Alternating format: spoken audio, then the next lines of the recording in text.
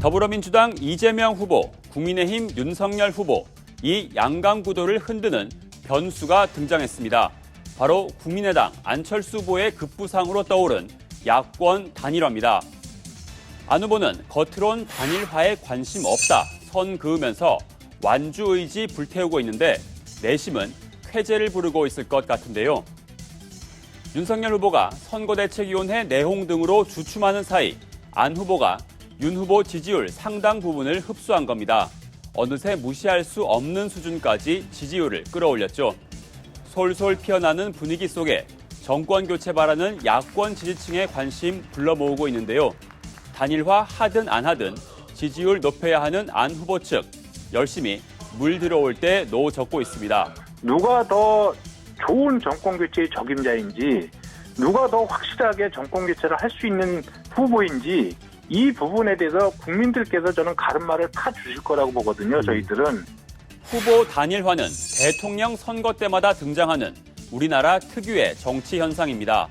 우리 선거에는 과반 득표자가 없으면 1, 2위 득표자들끼리 한 번 더 맞붙는 결선 투표 제도가 없기 때문입니다.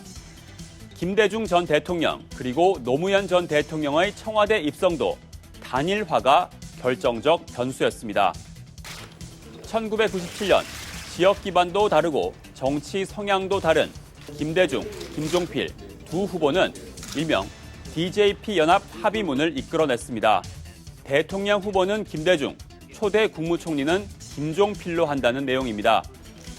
김 전 대통령 당선에는 20% 가까이 득표한 이인재 후보의 존재, 또 외환 위기라는 특수 상황도 영향을 미쳤지만 김 전 대통령이 충청, 영남에서 지역주의를 누그러뜨리고 외연 확장에 성공한 배경은 단일화입니다. 2002년 16대 대선은 민주 세력과 재벌 오너 출신이 손을 잡은 특이한 경우입니다. 후보 등록을 이틀 앞두고 여론조사를 통해 노무현 후보가 단일 후보로 우뚝 섰는데요. 노무현 48.9%, 이회창 46.6%의 득표율로 단일화의 힘을 톡톡히 보여줬습니다. 물론 1987년 김영삼, 김대중 후보처럼 단일화에 실패한 경우도 있습니다. 전두환 정권으로부터 대통령 직선제를 쟁취했지만 대통령 후보 자리를 놓고 갈라진 이들, 재야 인사들의 단일화 설득을 받아들이지 않았죠. 결국 노태우 전 대통령이 대권을 거머쥐었습니다. 현재 야권 단일화의 핵심으로 떠오른 안철수 후보, 10년 전인 2012년 18대 대선 때도 단일화 논의 중심에 서 있었습니다. 안 후보는 2012년 대통령 후보 자리를 놓고 문재인 후보와 지리한 단일화 협상에 나선 끝에 결국 후보를 사퇴했죠. 이제 단일 후보는 문재인 후보입니다. 그러니 단일화 과정의 모든 불협화음에 대해서 저를 꾸짖어 주시고 문재인 후보께는 성원을 보내주십시오. 사실 안 후보에게 단일화는 아픈 단어일 겁니다. 2011년 서울시장 보궐선거에서 당시 박원순 변호사에게 후보 자리를 양보하며 불출마했고, 지난해에는 오세훈 후보와 서울시장 자리를 놓고 승부를 벌인 끝에 여론조사에 밀려 패했습니다. 이 같은 지난 경험, 또 현재 안 후보의 상승세로 짐작해보면 안 후보가 단일화 힘싸움에서 쉽게 자리를 양보할 가능성 낮을 거란 분석이 많습니다. 설 이후에서도 한참 지나서 아마 본격적으로 얘기가 나올 가능성이 높아요. 대선만 3번이고 뭐 서울시장 선거까지 하면 한 5번째 큰 선거를 치르는데 그렇게 호락호락하게 지금 넘어갈 것 같지는 않아요. 예전처럼 양보하는 식으로. 역대 의미 있는 단일화 시도는 주로 진보 진영에서 이루어졌지만 이번엔 보수 진영에서 이야기가 나오고 있다는 점도 관전 포인트죠.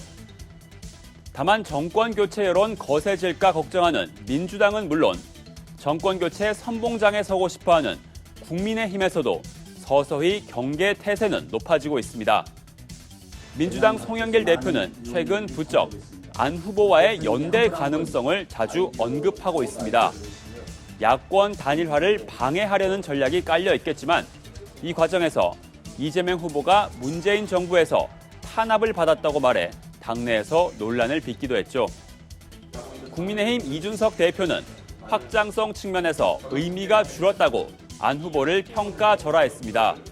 자강론을 내세우며 안 후보의 야권 대안 세력화 차단에 나선 것으로 풀이됩니다. 결국에는 대안 없는 양비론을 지속하다 보면은 다시 원래 지지율 수준으로 돌아갈 것이라 생각합니다. 이 단일화, 정치인 입장에선 잘만 하면 필승 카드가 되겠지만 유권자들에겐 지지 후보가 갑자기 사라지는 황당한 정치 공학일 수 있습니다. 단일화 자체도 어려운 일이지만 단일화에 성공했다 해도 진정한 단일화가 됐느냐를 되짚어보면 그런 경우는 거의 없습니다.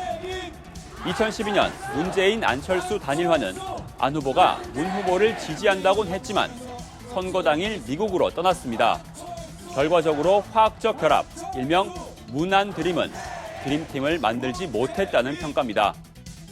노무현, 정몽준 단일화의 경우 정몽준 후보가 단일화 약속을 깨고 투표 전날 밤 노무현 후보에 대한 지지를 철회하기도 했죠.